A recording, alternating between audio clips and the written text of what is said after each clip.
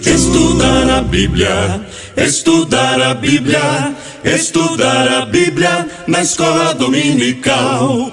Estudar a Bíblia, estudar a Bíblia, estudar a Bíblia na escola dominical. Mais de Deus, aprender, fortalece e faz crescer. É domingo de manhã na EBD.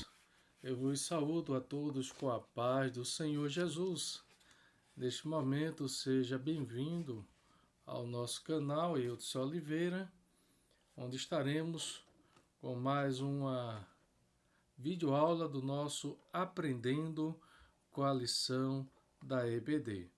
Seja bem-vindo, graça e a misericórdia do Senhor tem nos ajudado e tem nos sustentado, e estamos aqui para mais uma semana de mais uma lição e mais uma porção da palavra do Senhor, onde estaremos aprendendo com a lição da CPAD, lição o qual estaremos abordando neste dia e será ministrada no dia 9 de agosto de 2020, dia especial, Dia dos Pais.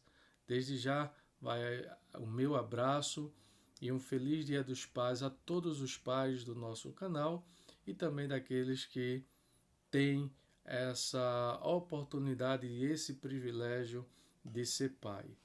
Desde já gostaria de mandar a paz do Senhor ao nosso irmão pregador Marcos Farias, é um dos nossos inscritos do nosso canal esta semana, e desde já seja bem-vindo ao nosso canal Aprendendo com a Lição da EBD, onde comentamos aqui a lição da CPAD, cujo nós fazemos parte da Assembleia de Deus no estado de Pernambuco, aqui no município de Carpina, Pernambuco, e fazemos aqui toda semana um slide, um comentário da nossa lição, atualizado de uma forma bem didática e dinâmica, para que todos possam aprender juntamente conosco sobre o tema da lição proposto.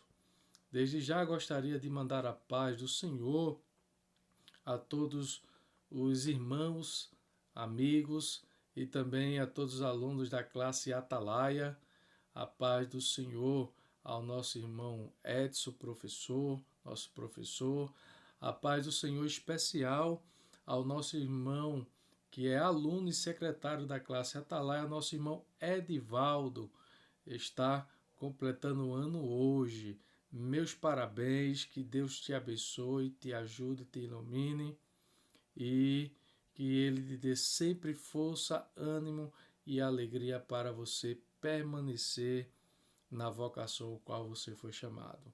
A paz do Senhor também para o nosso dirigente, o nosso diácono, a direção ali da escola, nosso vice-dirigente também, nosso diácono Magdiel, irmão João, que Deus abençoe. Também ao nosso presbítero local, nosso irmão, amigo, nosso presbítero Michale, nosso presbítero local aqui na Assembleia de Deus, em Santo Antônio 1 da nossa EBD.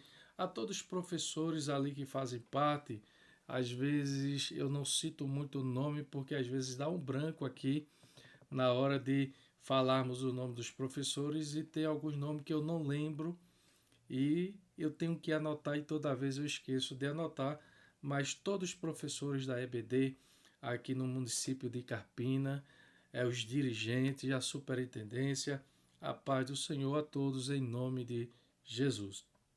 Meus amados irmãos, neste momento estaremos abordando a nossa sexta lição. Neemias reconstrói os muros de Jerusalém. E aí a gente vai estar na nossa sexta lição. Caso você está chegando no nosso canal hoje ou agora, essa semana, eu vou pedir para que você comenta, curta e se inscreva também no nosso canal. Fazendo assim, você estará nos ajudando e fazendo com que esse trabalho seja levado para mais distante ou mais longe daqui a onde estamos. ok? Não se esqueça de se inscrever, assim também estará nos ajudando. E caso você ainda não viu as nossas videoaulas anteriores, eu recomendo para que vocês tenham um acompanhamento e entenda o contexto e a lição passo a passo, porque é uma lição muito histórica, é uma lição muito extensiva e, assim, por muito assunto que se tem, torna-se complexa, mas estamos fazendo o máximo aqui para transmitir da melhor maneira ou da melhor forma. Amém? Então a nossa lição será a lição de número 6, que será ministrada no dia 9 de agosto de 2020. Neemias reconstrói os muros de Jerusalém. Aqui quem vos fala é o nosso professor Hilton de Oliveira e o comentador da nossa lição de 1993, nossa edição especial da CPAD, é o pastor Eurico Bester. Amém? Então, o nosso texto áureo vai nos dizer: nunca mais se ouvirá de violência na tua terra, de desolação ou destruição. Nos teus termos, mas aos teus muros chamarás salvação e às tuas portas louvor. Isaías capítulo 60 e o versículo 18. Desde já, deixo aqui a princípio para os professores da EBD que nos escutam, que nos ouvem, leia pelo menos entre essa semana ou releia novamente o livro de Neemias do capítulo 1 até o capítulo 8, para que você pelo menos dê uma situada nos acontecimentos e lembrando sempre no livro de Esdras e na conotação da junção desses livros para que vocês venham compreender um pouco a mais essa lição. A nossa lição dessa semana é uma lição extensa, é uma lição de 6 tópicos, mas estaremos avante para aqui comentarmos passo a passo. A nossa verdade prática nos diz: somente despertado podemos vencer qualquer obstáculo para realizarmos a obra de Deus. Amém? Então, que eu e você possamos estar despertado pelo Espírito Santo de Deus para fazermos a obra do Senhor. A nossa leitura diária, apenas como o slide, nós fazemos aqui conforme a lição e fica aí para os amados meditar e fazer a sua leitura em casa. A nossa leitura bíblica em classe ela estará sendo ministrada no livro de Neemias, capítulo 1, versículo do 1 ao 4, e logo após capítulo 2, versículo do 1 ao 19. Apenas, amados, para não esquecermos, eu acabei avançando demais, mas apenas o livro do nosso texto áureo, que é o livro de Isaías, no capítulo 60, versículo 18, eu pediria que os amados em casa pudessem ler todo esse capítulo 60. É um capítulo lindo, maravilhoso e em meio às profecias futuras também. Então é um capítulo que eu li e eu fiquei encantado com o que está escrito nesse capítulo e gostaria que os amados também sentissem essa alegria e esse gozo ao ler esse capítulo de Isaías 60, ok? A nossa leitura bíblica em classe está em Neemias 1, do versículo 1 ao 4 e Neemias 12, do 1 ao 9, que nos diz assim: As palavras de Neemias, filho de Acalias, e sucedeu no mês de Quisleu, no ano 20º, estando eu em Suzã, a fortaleza, que veio a Anani, um dos meus irmãos, ele e alguns de Judá, e perguntei-lhe pelos judeus que escaparam e que restaram do cativeiro acerca de Jerusalém. E disseram-me: os restantes que não foram levados para o cativeiro, lá na província estão em grande miséria e desprezo, e o muro de Jerusalém fendido, e as suas portas queimadas a fogo. E sucedeu que, ouvindo eu essas palavras, assentei-me e chorei e lamentei por alguns dias, e estive jejuando e orando perante o Deus dos céus. Neemias capítulo 2, versículo do 1 ao 9. E sucedeu, pois, no mês de Nissan, no ano 20º do rei Ataxerxes, que estava posto o vinho diante dele, e eu tomei o vinho e o dei ao rei, porém nunca antes estivera triste diante dele. E o rei me disse: por que está triste o teu rosto, pois não está doente? Não é isso senão tristeza de coração? Então temi muito em grande maneira. E disse ao rei: viva o rei para sempre.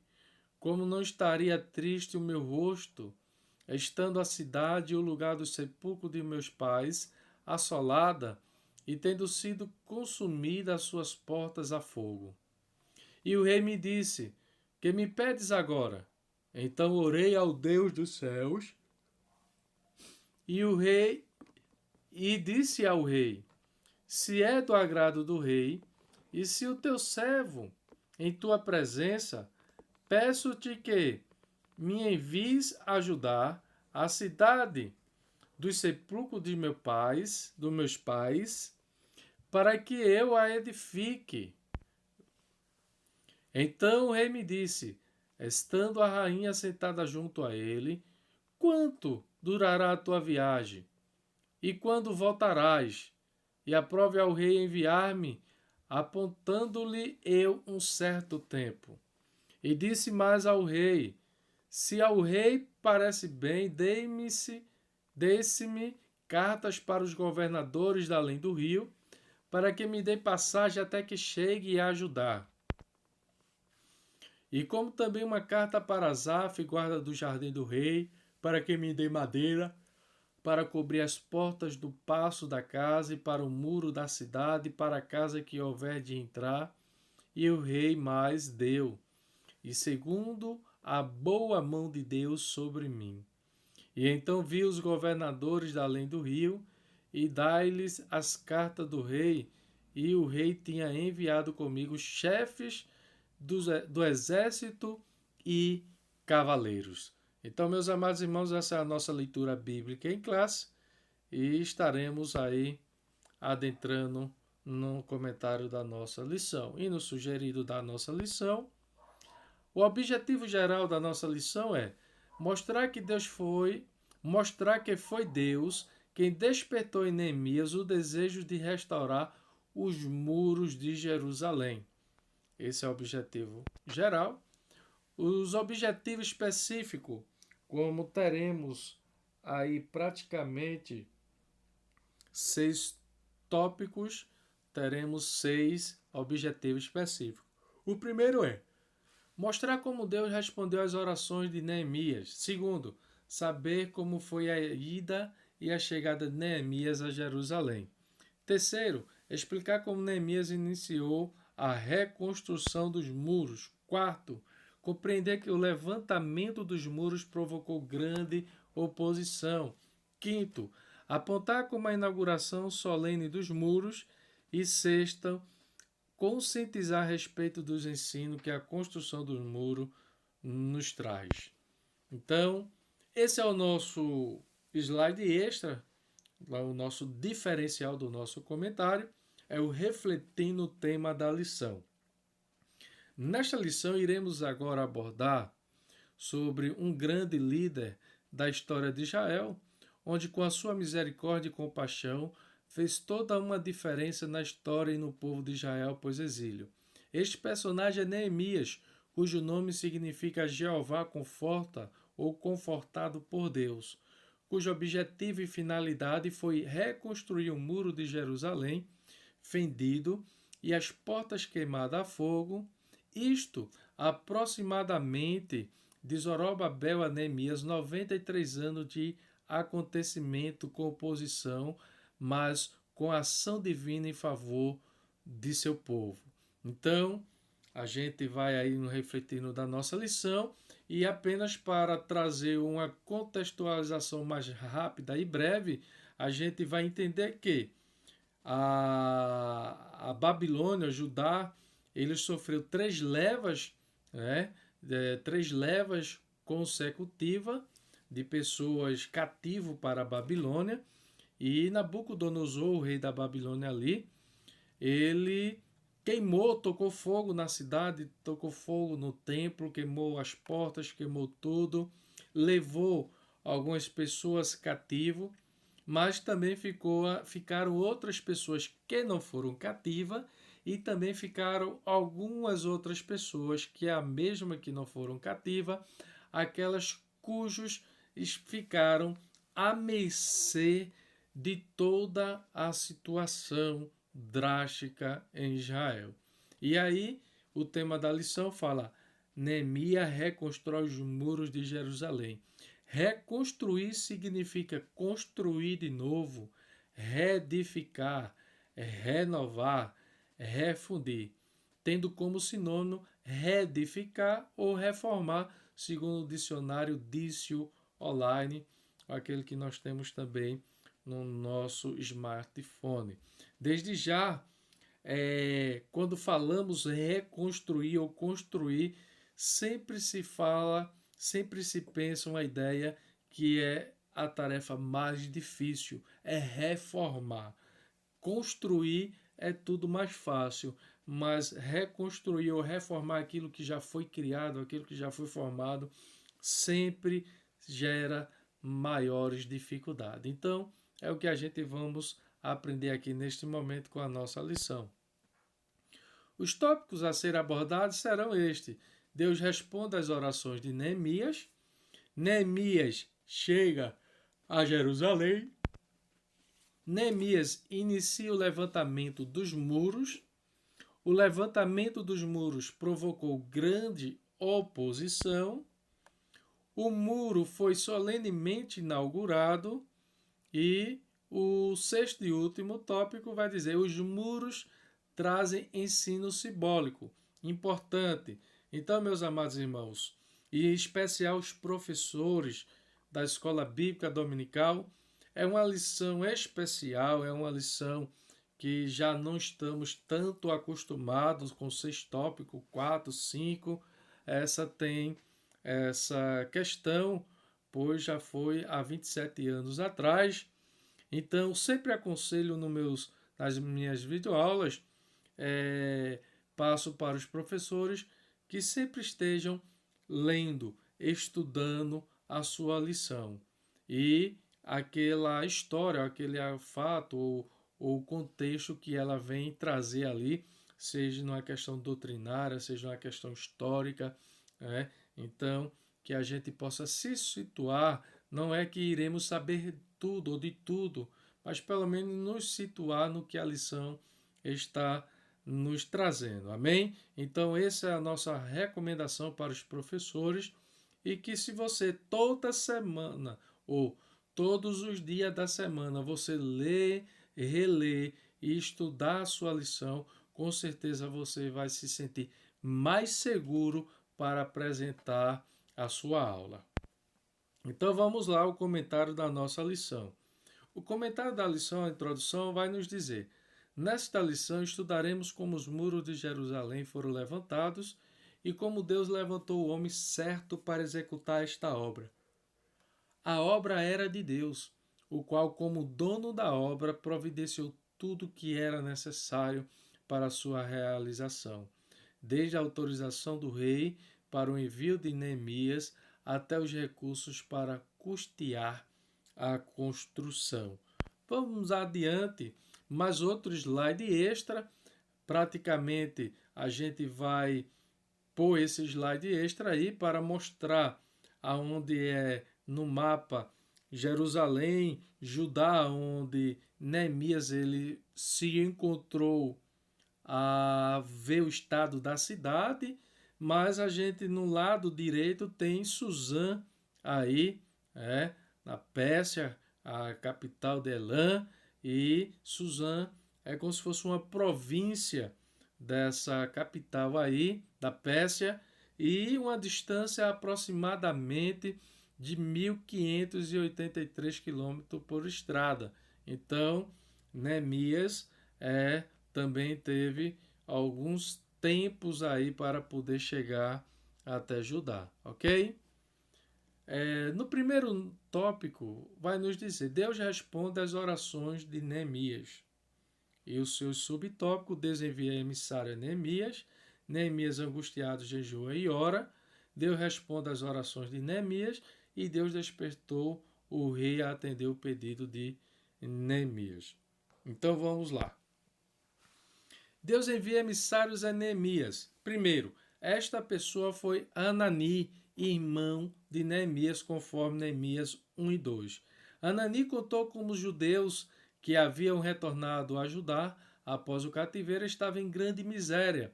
Muros fendidos, portas queimadas a fogo, e era símbolo de miséria e desprezo, e fazia dos moradores da cidade vítimas fáceis de assaltante.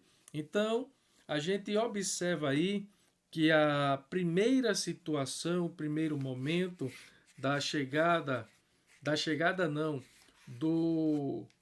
da proposta que Neemias ele passa a saber como é que está a sua cidade, a sua terra natal, é que a cidade se encontra ainda em estado de abandono, em miséria, os muros e as portas, e o povo em descaso. O que me chama a atenção é que, para alguns comentadores, esse texto, esse versículo, faz menção de acordo com o livro de Esdras, quando o povo é levado cativeiro para a Babilônia.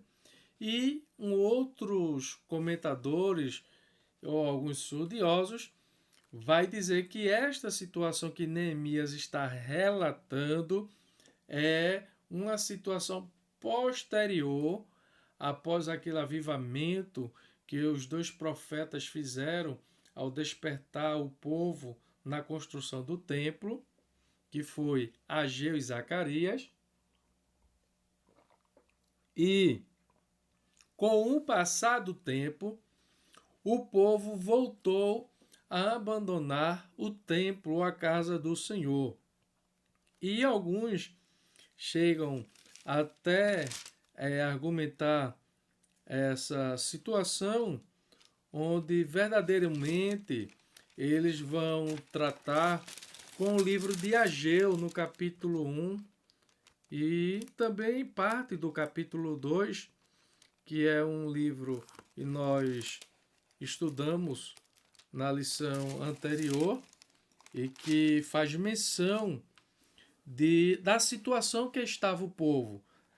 Se os amados puderem ler o capítulo 1 de Ageu, do capítulo 1, do versículo 3 até o versículo 11, então vocês vão ver qual era a situação do povo. Estava realmente em miséria. Por quê? Porque o povo voltaram para sua casa, Deus fechou a chuva, Deus fez com que os orvalhos não descessem, Deus disse que o povo estava juntando dinheiro em saco ou em saquetés furado, o povo comia, não se saciava, o povo se cobria, mas ainda continuava sentindo frio. Então, essa era a situação que o povo estava realmente em miséria, e o templo do Senhor se encontrava nesse estado, nessa situação. Então, a gente, apenas para contextualizar esse primeiro momento, Deus enviou o emissário Neemias e ele faz esse relatório. Então, ele faz um relatório como nos dá a ideia de entender que realmente o povo estava, após a construção do templo, nessa situação. Então, isso tudo por uma questão do abandono do templo, da casa do Senhor. Então, a oração que a gente vai observar no subtópico 2, Neemias angustiado, jejua e ora. Deus despertou em Neemias uma profunda angústia pela situação de seu povo. E peço desde já perdão a vocês, apenas para refletir um pouco, né? Quem era Neemias, a gente já falou o seu nome, o seu significado no nosso refletir no tema da lição. Neemias, confortado por Deus, ou Deus conforta, era filho de Racalias e provavelmente pertencia à tribo de Judá. Seus ancestrais residiam em Jerusalém antes de seu serviço na Pérsia, Neemias 2 e 3. E a referência mais antiga sobre o nome Neemias identifica um homem que retornou à Babilônia com Zorobabel. Então, a gente vai ver aí uma parte da história de Neemias, meio esse estudo, esse comentário, e nós podemos aqui trazer para os amados. Então, Neemias agora ele fica a par de toda a situação da cidade, do povo ali que está, e agora Neemias, ele em profunda angústia pela situação de seu povo, que morava em Judá, Neemias começou a jejuar e a orar. A oração inicial de Neemias está registrada em Neemias, capítulo 1, versículo do 5 ao 11. Iniciou seu período de oração no mês de Quisleu, entre mais ou menos novembro e dezembro, e Deus, que ouve as orações, fez a resposta chegar no mês de Nissan, entre mais ou menos abril e março. Então, nos dá uma ideia aí de 3 a 4 meses, ok? Então, Neemias, ele sentiu compaixão pelo povo. Neemias, ele sentiu compaixão. E a gente, ao comentar a nossa lição, a gente vai mostrar aos amados que Neemias tem algumas virtudes, algumas características que nos servem para hoje. Então, Neemias, ele era um homem de compaixão. E o que significa compaixão? Piedade, sentimento de pesar, de tristeza causada pela tragédia alheia e que desperta a vontade de ajudar o próximo, de confortar quem padece de algum mal, dó, sentimento de pena. Então, Neemias foi este homem que sentiu compaixão do povo, da situação que o povo estava ali. E qual foi o primeiro passo que Neemias vai fazer? Orar. Orar. E aí a gente vai para o nosso terceiro tópico do nosso terceiro subtópico do nosso primeiro tópico, que diz o seguinte: e apenas para não perdermos aí o ponto central desta oração de Neemias, o livro do pastor Elienaldo Renovado, livro de Neemias, que foi até uma lição que agora eu não sei qual foi a data certa, ele traz aqui algumas características da oração de Neemias. A primeira característica, ele adorou a Deus, que está no verso 5, 1 e 5.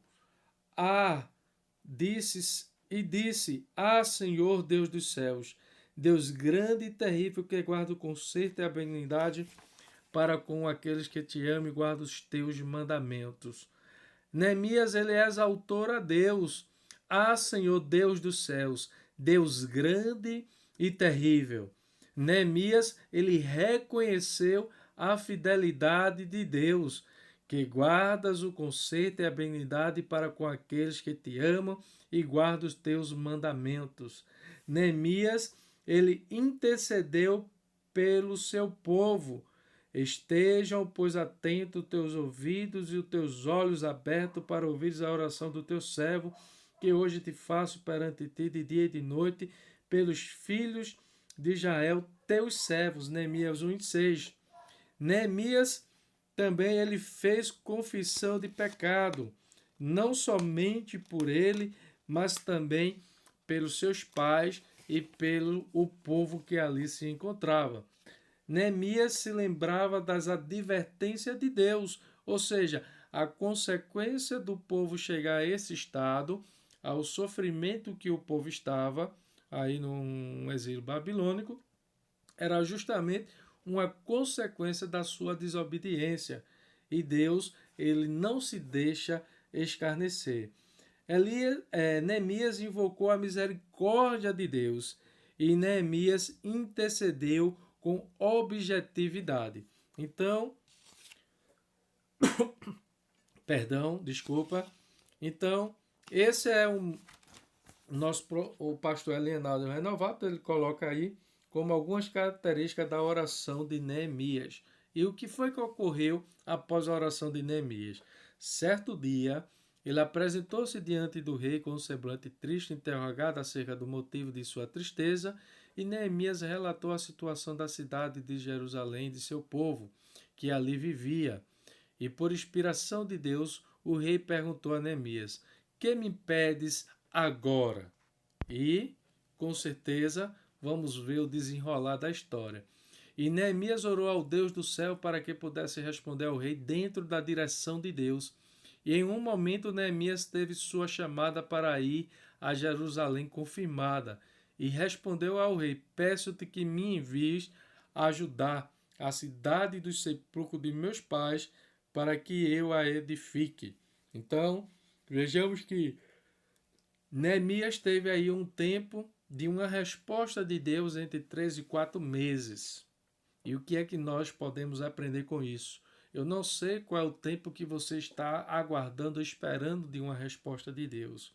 Mas o importante é, se ele não te respondeu ainda, é você ficar num lugar, descansar em Deus e esperar. Amém? Então, que eu e você possamos fazer como Neemias. Se Deus não respondeu, então vamos orar. Quando Deus responder, nós cessamos de orar e agimos. Então foi o que Neemias fez aí, ó.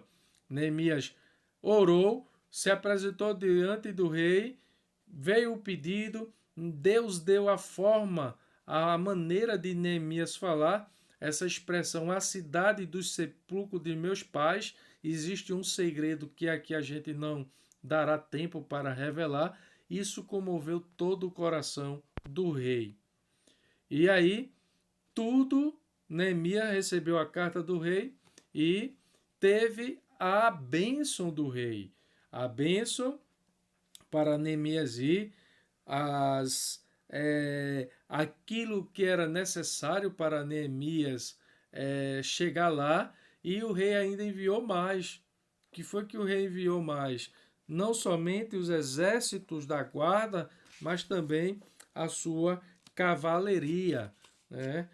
Os cavaleiros. E aí a gente observa que Deus estava no controle de toda a situação. Neemias 2:8 vai dizer: como também uma carta para Asaf, guarda do jardim do rei, para que dê maneira para cobrir as portas do paço da casa, e para o muro da cidade, e para a casa em que houver de entrar, e o rei mais deu segundo a boa mão de Deus sobre mim. Então, a síntese desse primeiro tópico vai dizer: temos um Deus que ouve e responde às orações. Então, eu não sei o tempo da sua oração, o tempo que você tem pedido. Para alguns, para Neemias aí foi de 3 meses, mas você lembra que o templo, ele passou 14 anos sem paralisado, sem nenhuma obra, sem nenhuma tarefa. Então, veja que o trabalhar de Deus é complexo para a nossa mente humana. No Novo Testamento, a gente vai ver que uma mulher sofria com fluxo de sangue 12 anos. Aquele homem no tanque de Betesda, 38 anos. Então, eu não sei qual é o tempo, mas eu só sei que no tempo Deus trará uma resposta para mim e para você. Amém? O que não precisa é nos desesperarmos e sairmos do lugar. Fique no seu lugar, aguardando uma resposta de Deus. O segundo tópico vai dizer: Neemias chega a Jerusalém. Neemias faz o levantamento da real situação dos muros e Neemias declara sua intenção de reedificar os muros. E aí entra justamente toda a estratégia, essa tática de Neemias. Neemias, a gente podemos já ver no primeiro tópico que era um líder. Ele tem as características de um verdadeiro líder, de compaixão pela situação do seu próximo, do oposto. Compaixão. É um líder que ora, um líder que sentiu compaixão, misericórdia por aquele povo. E agora um líder estrategista. Neemias ele vai ao acampamento, faz o levantamento da situação dos muros. Nós não iremos ler, mas os amados podem ler. E Neemias agora declara. Alguns comentadores vão dizer que Neemias passou mais ou menos de 2 a 3 dias fazendo o levantamento, como é que deveria ser, como é que agiria, e isso ele não contou a ninguém, somente a Papai do Céu. E agora Neemias declara sua intenção de reedificar os muros. E o que é que Neemias diz? Levantemo-nos e edifiquemos, e esforçaram-se as suas mãos para o bem. Então Neemias convoca todos os judeus, todos os nobres, todos os magistrados, todos para fazer a obra da reedificação dos muros, e todos viram a mão de Deus favorável a essa iniciativa de Neemias. E aí a gente acaba o nosso segundo subtópico, com a bênção de Deus e a permissão do rei, Neemias chegou até a cidade de Jerusalém. Então Neemias ele foi e começou aquilo cujo seu coração ardeu em compaixão e misericórdia para com o seu povo, mas também para com o templo, com a cidade. E o que eu acho interessante aí, que Neemias tinha esse sentimento patriota, esse sentimento patriota quanto à sua cidade, a cidade de seus pais, das suas descendências, da sua geração. Terceiro tópico vai dizer: Neemias inicia o levantamento dos muros. O plano de Neemias, a tática de Neemias e a união dos judeus ficou ameaçado. Então isso é apenas um deslumbre do nosso terceiro tópico. O primeiro vai dizer o plano de Neemias. Então, Neemias dividiu a tarefa da construção em partes, tendo cada parte uma porta. Simultaneamente, lado a lado, haveria pessoas encarregadas de levantar o muro ao longo de toda a extensão, e muitas delas edificando o pedaço do muro que ficava em frente à sua própria casa.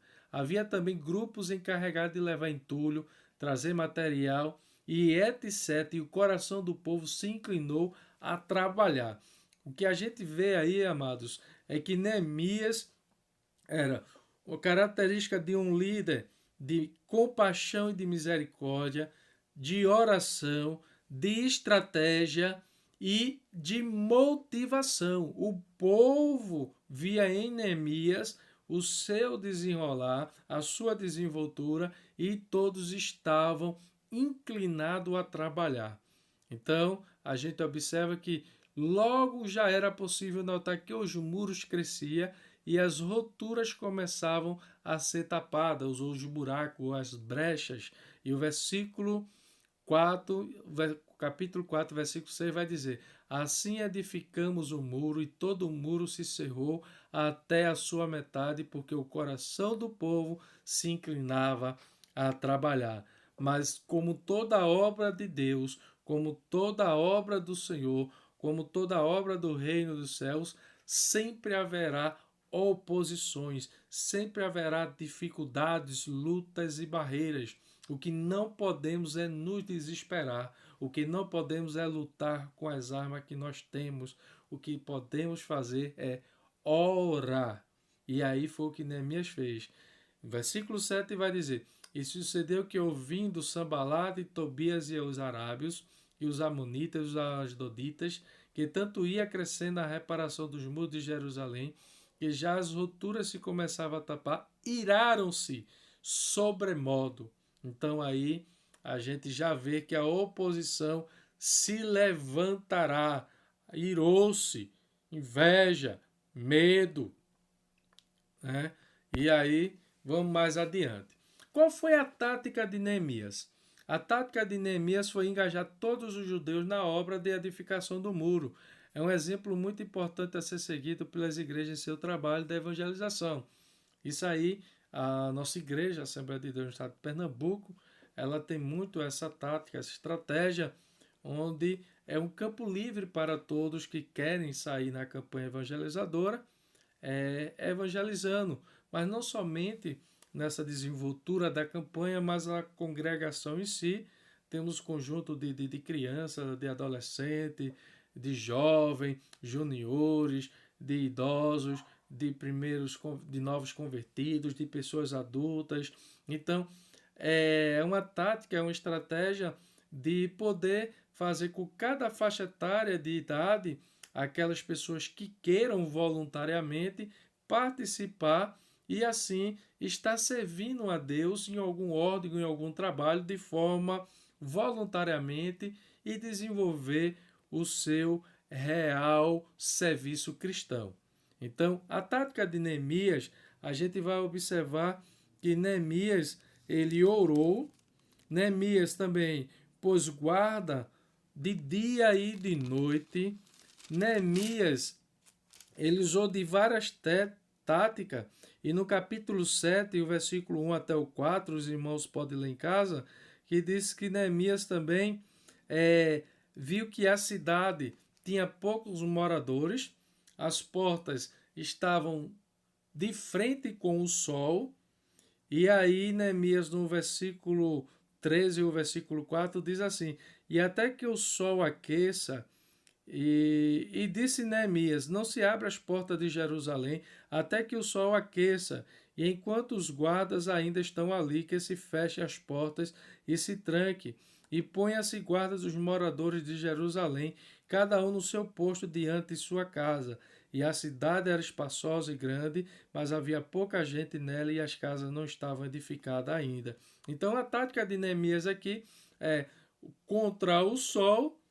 No momento que o povo, a cidade está com pouca gente, o claridão do sol aí ia refletir e o povo não ia conseguir, os seus inimigos não ia conseguir ver se a cidade estava cheia ou não, mas que via mais ou menos que tinham guardas e os próprios moradores ali, que eram pouco, fazia essa guarda, mas com a ajuda do sol e a tática de Neemias, ele conseguiu vencer essa estratégia aí.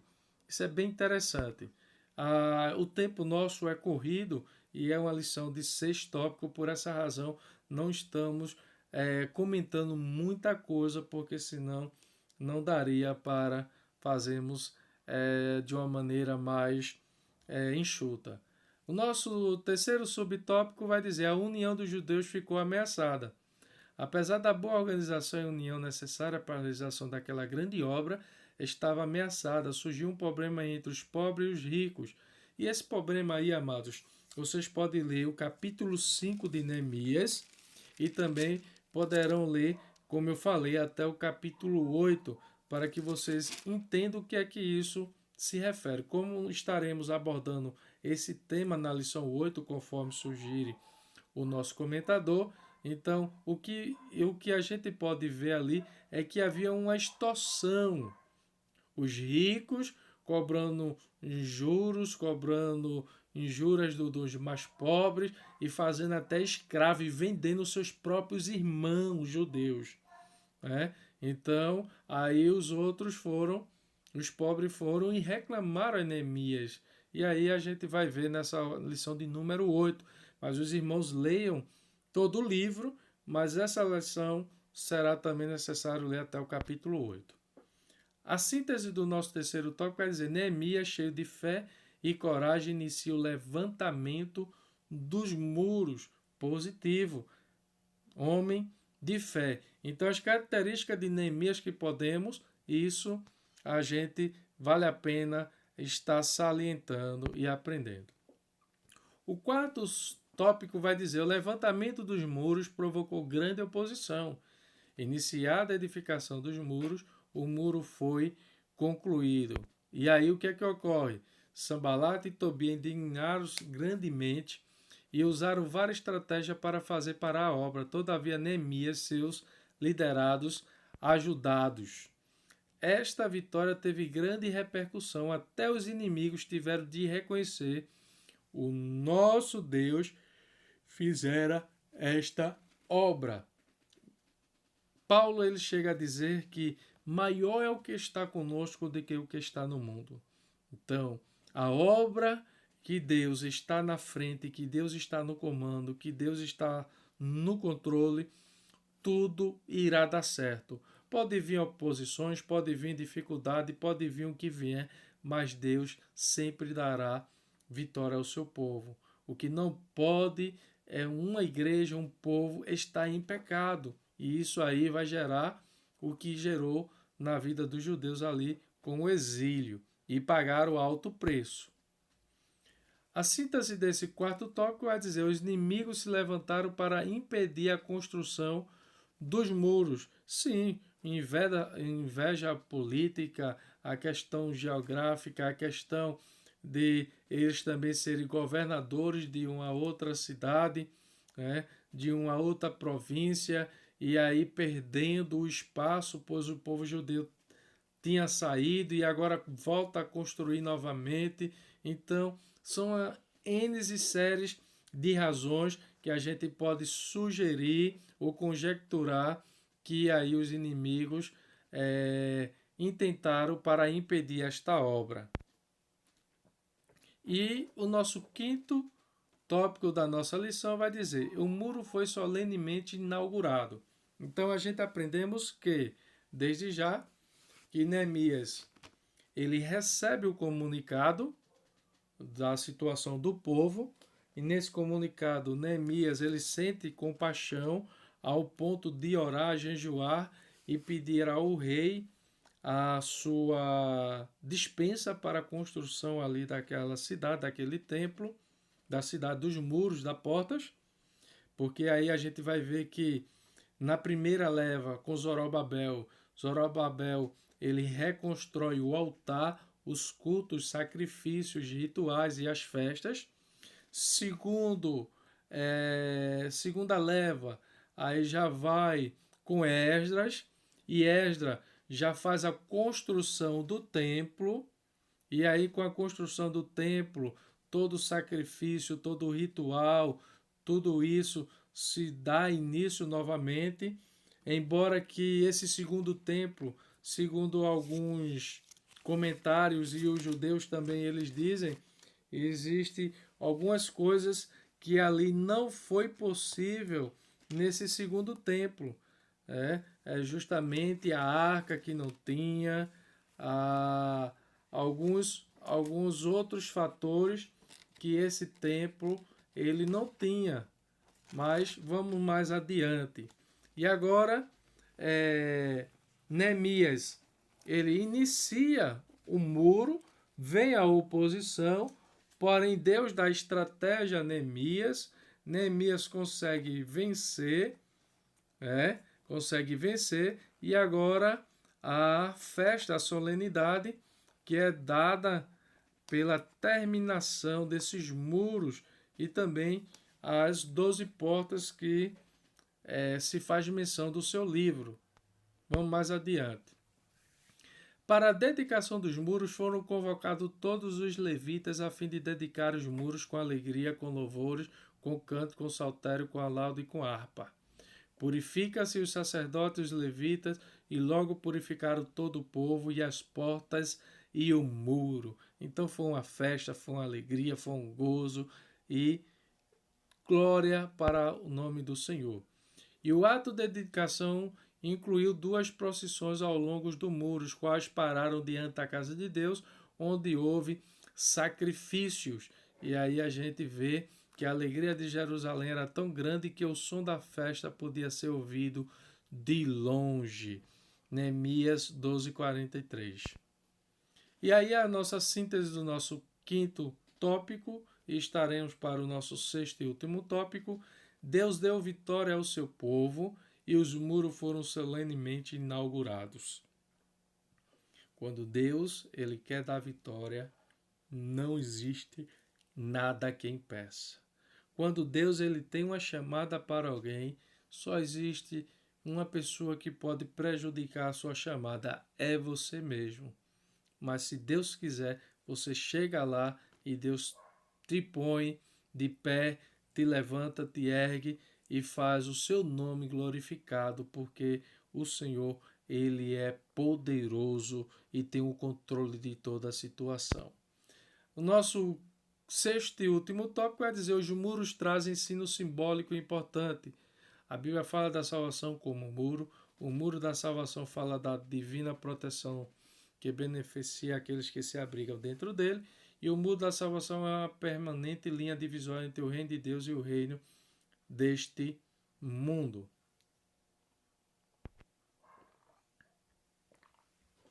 A Bíblia fala da salvação como um muro. Aos teus muros chamarás salvação e às tuas portas louvor. Isaías 60:18. Leia todo esse capítulo, é muito lindo, é formidável. E ainda uma forte cidade temos, a quem Deus pôs a salvação por muro e antemuros. Então, a salvação como símbolo. Por que como símbolo? Porque a salvação ela tem uma questão de deixar você protegido, seguro de um risco eminente, de uma situação contrária, de uma situação desfavorável. E isso no novo, a salvação no antigo era de livramento, a salvação no novo é de condenação. Então há uma certa complexidade quando falamos de salvação no Antigo Testamento e iremos falar salvação no Novo, porque não são a mesma forma, do mesmo ponto de vista. E aí alguém pode até se esquivar ou cometer alguns erros, algumas falhas quando vem falar disto. Então, a salvação, o muro aí se refere como símbolo. E aí a gente entende como uma questão de segurança, de certeza. E o que é a salvação no novo? Pois vocês são salvos pela graça, por meio da fé, e isto não vem de vós, é dom de Deus, não por obra para que ninguém se glorie, mas pelo próprio Deus a salvação, pela fé. Não é por obras, não é por mérito, não é por status, é pela fé. Efésios 2, 8 e 9. Então, o muro da salvação fala da divina proteção que beneficia aquele que se abriga dentro dele. Verdade, eu sei em que tenho crido e estou certo que é poderoso para guardar o meu depósito até aquele grande dia. Então, a salvação do crente é esperar Jesus vir, é esperar a volta do Senhor no arrebatamento da igreja. E aí a sua vinda será completa a nossa salvação. Salmo 62, verso 7 vai dizer: em Deus está a minha salvação e a minha glória, e a rocha da minha fortaleza, e o meu refúgio estão em Deus. Que eu e você neste dia possamos nos refugiarmos no Senhor, depositar nossa confiança, depositar a nossa fortaleza em Deus, porque Ele é isto. E, para concluirmos, o muro da salvação é uma permanente linha divisória entre o reino de Deus e o reino deste mundo. A Bíblia diz: o Senhor, eu sou o Senhor e não mudo, Malaquias 3:6. E o reino de Deus e o reino deste mundo são inteiramente irreconciliáveis. Que comunhão tem a luz com as trevas? Segundo a carta de Paulo aos Coríntios 6:14. E ninguém pode servir a dois senhores, ou a Deus e a Mamon. E isso é o que mais estamos vivenciando nos nossos últimos tempos. Pessoas querendo servir a Deus e ao mundo. Servir a Deus e servir ao dinheiro, servir a Deus e servir a ganância, servir a Deus e servir a ambição, servir a Deus e servir a avareza, servir a Deus e ser egocentrismo. Então, a gente temos visto isso aí de várias maneiras. Mas o que é que acontece? Não poderemos jamais servir a dois senhores. E a escolha é sua, é minha, é nossa. Qual o caminho a seguir? Aí eu vou lhe dizer agora. Jesus disse: eu sou o caminho, a verdade e a vida. E ninguém vai ao Pai a não ser por mim. Então o melhor caminho a seguir é o que a Bíblia nos ensina e o que Jesus ele nos apresenta para seguirmos. E assim, o nosso terceiro subtópico e último, acredito, o muro da salvação é uma permanente linha divisória entre o reino de Deus e deste mundo. Isso é a continuação ainda do nosso sexto e último tópico, que a gente não iremos ler todo, mas apenas a parte negrita que diz: a não ser na cruz de nosso Senhor Jesus Cristo, pelo qual o mundo está crucificado para mim e eu para o mundo. Então, o direito de fazer a escolha é minha e é sua. E aí as consequências são seríssimas. E assim concluímos. E podemos assim fazer as nossas palavras de Paulo: o que para mim era ganho, reputei como perda por Cristo. Filipenses 3:7. Finalmente, a salvação transforma o crente de tal forma que ele começa a querer aquilo que o Senhor quer e passa a orar: seja feita a tua vontade. O segredo de uma vida cheia do Espírito Santo é: quem crê em mim, como diz as Escrituras, rios de águas viva correrão de seu ventre. Amém. Aleluia. Glória seja dada ao nome do Senhor. E assim chegamos à conclusão da nossa lição e aí fazemos essa conclusão, pois a nossa lição ela não tem, e assim falamos. Portanto, chegamos ao final de mais uma lição, onde temos aprendido que mesmo com as oposições que se levantam em nossas causas justas, sempre o Senhor nosso Deus estará a nos ajudar e levantará homens ou mulheres despertados pelo seu Espírito Santo para guiar, orientar e ensinar, motivar, incentivar ao povo que o reino dos céus ainda é a prioridade na vida de cada crente. Que Deus possa levantar mais líderes como Neemias, homem de oração, patriotismo, ação, coragem, perseverança, sábio, compassivo, misericordioso, comisserado de comisseração, e que pense num coletivo e não num individualismo, sendo assim não ambicioso, materialista e naturalista. E uma das características também que eu acabei esquecendo aí de colocar de Neemias, que Neemias era um homem justo e íntegro. Justo e íntegro. Amém? Assim chegamos à conclusão. Esta é a sugestão teológica da nossa lição, a Bíblia de Estudo Aplicação Pessoal, a Bíblia de Estudo Pentecostal, o comentário bíblico Bacon e também Entendendo a Bíblia. Esse manual aí bíblico eu não conhecia, é a primeira vez que eu estou vendo. E assim a nossa reflexão da nossa lição, de Josemar Bessa. A oração nos lembra que não estamos no controle, mas que podemos estar perto daquele que está, Jesus. Amém? E assim concluímos. Deus o recompense e ajudar este projeto. Desde já peço a vocês que curta, comente e compartilhe. Em especial, se inscreva em nosso canal, pois você estará ajudando esse projeto que aqui fazemos com maior carinho, com maior esforço, dedicação, para poder contribuir com o reino dos céus e trazer a você um comentário de boa qualidade e de um bom aprendizado. Na próxima lição, na próxima semana, se Deus assim permitir, estaremos aqui para comentar a lição de número 7, que falará sobre o povo de Deus deve separar-se do mal. Neste momento, eu agradeço a todos em nome de Jesus e uma ótima semana.